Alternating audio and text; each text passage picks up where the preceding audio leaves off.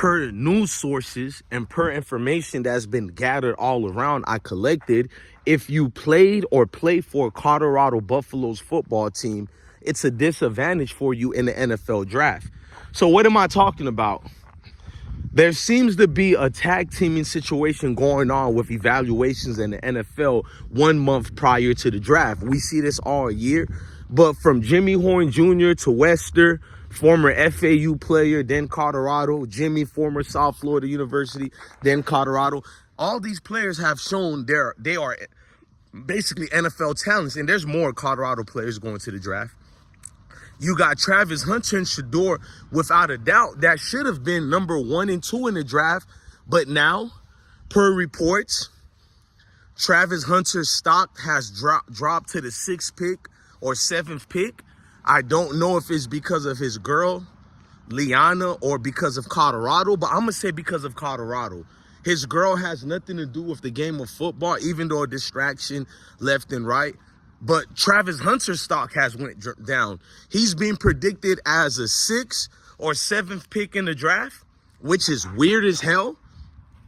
I didn't think he was the number 1 pick in the draft because I think Shedeur is the number 1 pick in the draft. But you would think a team like Tennessee Titans, you would think a team like that, if they don't take Cam Ward with the number 1 pick, you mean to tell me the Titans are going to skip past Travis and Shedeur? Cleveland Browns are going to choose to skip past Travis and Shedeur for a defensive end because Myles Garrett is leaving your team? Well, we've seen what your team did with a Myles Garrett. Absolutely nothing. So what's the real reason for you to pass up on a top cornerback like that or a top quarterback? It makes no sense. And that's what I mean about the NFL teams sticking to code. It's political, ladies and gentlemen. It was never about wins and losses. It's about money. But these teams are making money regardless of losses. Don't let nobody fool you. Because of television deals, ticket sales, merchandise, the NFL is the biggest game that you can come to town to see, bro. The contract structures of the game allows and permits these teams to make so much abundance of money. In fact, every single one of those owners are in full control of the NFL commissioner. So to think Roger Goodell is favoring the average man and woman, you're a fool. The NFL draft has made so much moves over the years, such as Daniel Jones being drafted, all this other crap. And it makes you think what's going on in these NFL offices. Travis Hunter, no matter what his girlfriend Liana did or the distraction it was, he's a Heisman-worthy winner. You can put him in the receiver position. You can put him in the slot. You can put him even in a tailback type-like position, an H-back. You can throw this man anywhere in the defensive side of things, as far as defensive back, I mean. You can do pretty much anything with Travis like a Swiss Army knife, and he's falling to the 6th or 7th pick. So all these teams skipping past these talented players for what? And it's the hatred of Colorado football. We get it over here. It's random strangers. I don't even know who wants to either fight me, kill me, or discredit me as a human being because I support Colorado football. And these are people who are not even fans of Colorado or the teams Colorado play against, meaning Colorado doesn't play against their school or anything. They just don't like the fact that a melanated brother like me is standing tall in the face of fire. I'm not trying to be no victim here, but it's true. These people are crashing out in the comment sections, and if it's of all ethnicities, white, black, Spanish, they're all enraged that how could you defend Deion like that? So am I supposed to hate him with you? I'm supposed to pretend me and Deion got some type of beef because you dislike who Deion is? And that's the thing. Majority of everybody sticks to code when it comes to Colorado football. It's weird. It's like the outlandish, bizarre attacks that's been going on and unleashed at Colorado players, including Shedeur.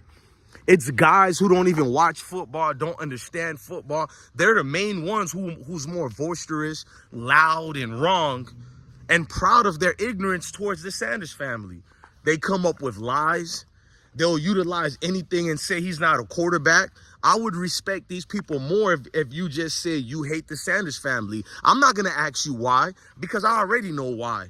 You claim it's arrogance, but how could one man arrogance upset you enough where relentlessly you keep talking about them? If you do hate them, why keep talking about them?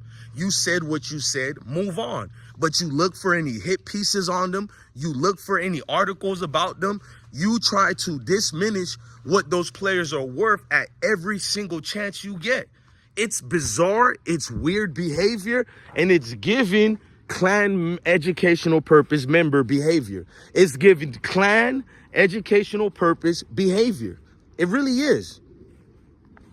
And the thing is with these NFL teams, bro, it's like you can pick who you want to pick, but when it becomes for political reason, look, we know the NFL has biasness based on who looks like their grandkids, who looks like what they like. We know it's not about wins and losses, but when you make it very visible, it's never about wins and losses. It's like people lose passion for the game, man. We already have this NIL system in play that took a lot of the fun out of football already. Even in the high schools, players are trying to play for a deal while they're in the states that allow players to get paid. Even those players, the domino effects has trickled down to them as well. So we don't get to see the player with passion anymore. Very few of them exist. We don't have a lot of Jeremiah Smiths.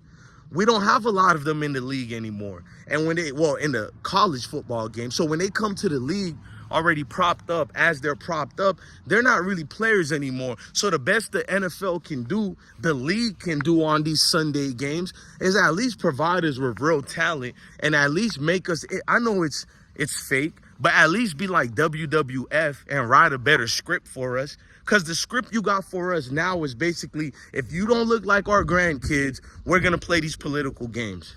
And if forget about getting mad at me because I'm saying the obvious. Why not get mad at your football teams and organizations for continuously playing around with the supporters? You people pay for your cable to watch these teams. Some people don't even like cable, but you purchased ESPN simply to watch your teams on Sunday. Am I lying? A lot of you guys actually venture off to these football games. You're not just paying for the football ticket. You're paying for your outfit. You're paying for the people who are coming with you and accompanying you to the games. You're paying for the food, the beverages, the parking, the gas, just everything. So it's costing you a lot. The least these organizations can do, at least pretend they care about the people, right? So go ahead and not draft Travis. Don't draft Shedeur. We know what it's about. Cam Ward is an excellent quarterback. But if Deion Sanders was not in this draft, Cam Ward wouldn't get love like this. And I hate to admit it. I love you, Travis Hunter. But the reason why your stock has fallen that bad, I think it was, well, besides everything I stated, we do got to look at how you handle your girlfriend situation. I mean, we got to be honest. Some teams don't want that type of garbage in their locker room. Everybody has girlfriends and drama and all that, but they control it where it doesn't hit the media. And you are showing in the future, if that woman decides to do anything to you, you can't control it. And a lot of teams look at it like that.